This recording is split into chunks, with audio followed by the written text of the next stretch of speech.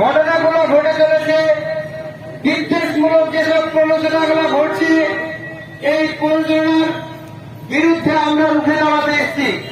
তাই তো আপনারা সবাই এই প্রলোচনার বিরুদ্ধে রুখে দাঁড়াতে এসছেন তো? আমি একটু অনুরোধ করছি, আপনারা এই বিপ্লবের সামনে জায়গা ফাঁকা আছে, এইদিকে একটু যাবেন, জায়গাটা আইসে দাঁড়াবেন এবং ওই রাস্তাটাই সাধারণ মানুষের চলাচলে যেন কোনো রকম বিঘ্ন না ঘটে সেই দিকে লক্ষ্য রাখবে। এই ওয়াকফ সম্পত্তি কি এবং কবে থেকে এলো? আমাদের প্রিয় নবী হযরত মুহাম্মদ সাল্লাল্লাহু আলাইহি সাল্লামের আমল থেকেই কিন্তু এই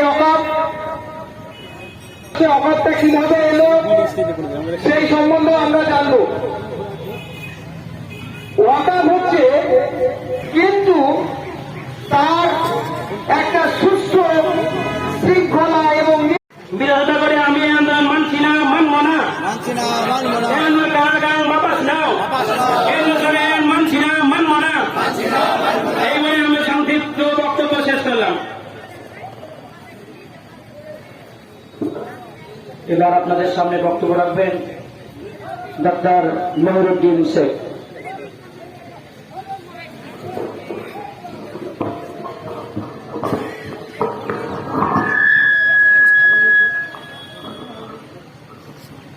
ধন্যবাদ জানাই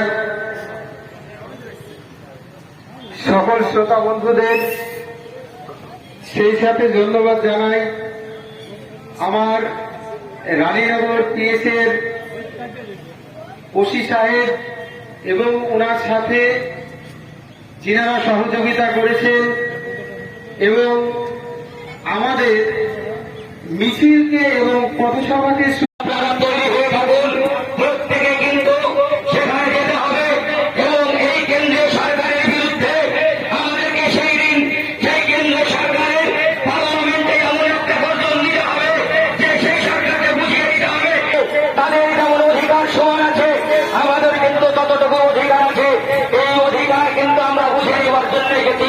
আমরা তোকে ছেড়ে দেওয়ার জন্য এখানে আসিনি।